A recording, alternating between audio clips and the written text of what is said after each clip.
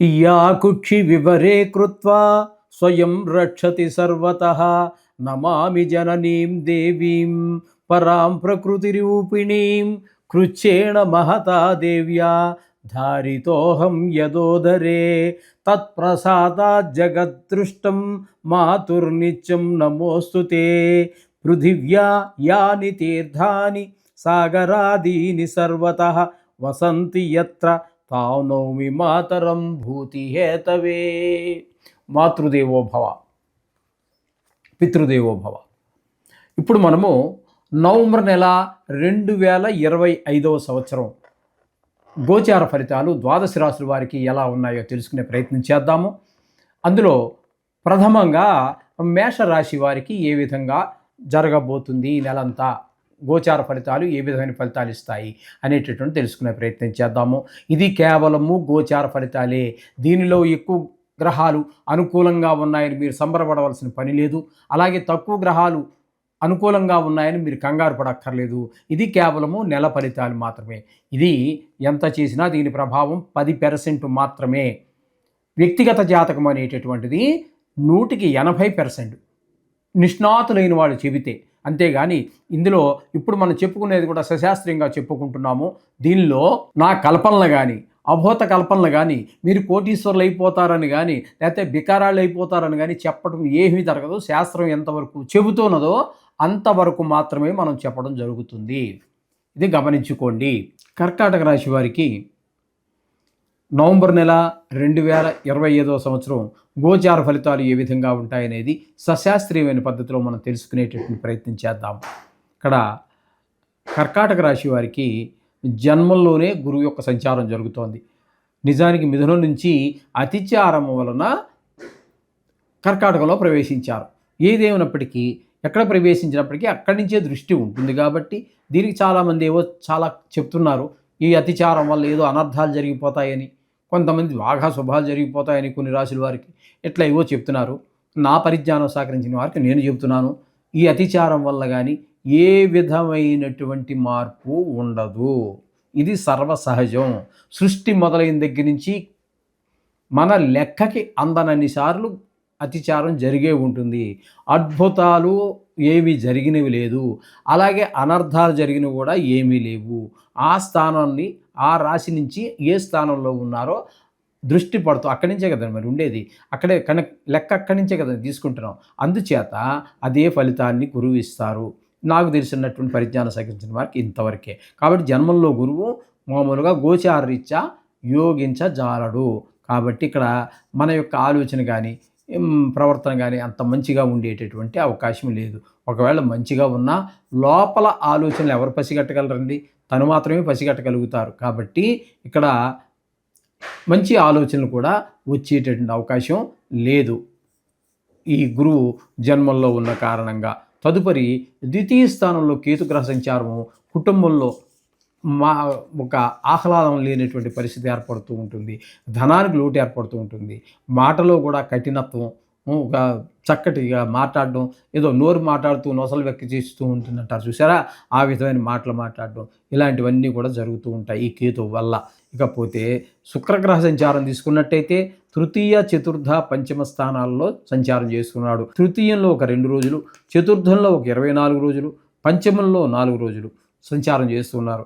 ఈ 3 స్థానాలలోనూ కూడా తృతీయ, చతుర్థ, పంచమ స్థానాలు మూడిట్లో కూడా చక్కటి ఫలితాలను ఇస్తున్నాడు. తృతీయంలో ఉన్నప్పుడు సహాయ సహకారాలు అందరూ అందిస్తారు. అలాగే చతుర్థంలో ఉన్నప్పుడు మీకు అమ్మగారి యొక్క ఆశీస్సులు బాగా లభిస్తాయి. అలాగే విద్య విషయంలో, గృహ విషయంలో, భూమి విషయంలో, వాహనాల విషయంలో, మన స్వభావం విషయంలో అన్నీ చాలా బాగుంటాయి, చాలా బాగుంటాయి. ఈ తదుపరి పంచమ స్థానంలో కూడా 4 రోజులు ఉన్నారు. అక్కడ సంతానం అంటే ఇక్కడ మొత్తంగా 3 స్థానాలలో ఉన్న కారణంగా ఇంట్లో కుటుంబ సభ్యులను కూడా మనకి సంతానం కూడా చాలా చక్కగా అభివృద్ధిలోకి వచ్చేటువంటి అవకాశం కనబడుతుంది. ఈ విధంగా శుక్రుడు మీకు 3 రాశుల్లో సంచారం చేయటం వలన మీకు అద్భుతమైనటువంటి ఫలితాలన్నీ కూడా వస్తాయి. శుక్రుడు అనుగ్రహం 3 రాశుల్లో ఉంది కాబట్టి మీరు షేర్ మార్కెట్లో పెట్టుబడి పెట్టేవాళ్ళు కూడా పెట్టుబడి పెట్టవచ్చు. అలాగే టీవీ రంగంలోనూ, సినిమా రంగంలోనూ ఉన్నటువంటి వారు, ఈ మీడియా రంగంలో ఉన్నటువంటి వారికి కూడా శుక్రుడు చాలా అనుకూలమైనటువంటి ఫలితాన్ని ఇస్తూ ఉంటాడు. ఇంకొక విషయం ఏంటంటే, శుక్రుడు ఎవరికి అయితే గోచార అది ఆ జాతకంలో కూడా శుక్రుడు ఎవరికైతే అనుకూలంగా ఉంటారో వారందరూ కూడా ఎప్పుడూ ఒక స్టేటస్ మెయింటైన్ చేయటము, ఎవర్ గ్రీన్‌లా ఉండటము, కొంచెం అలంకార ప్రియత్వం, ఇట్లాంటివన్నీ కూడా చాలా సుగుణాలు, అందులోకి లలిత కళల్లో దేనిలో దానిలో ప్రవేశం ఉండటం, ఇట్లాంటి సుగుణాలు చాలా ఉంటూ ఉంటాయి శుక్రగ్రహం వల్ల.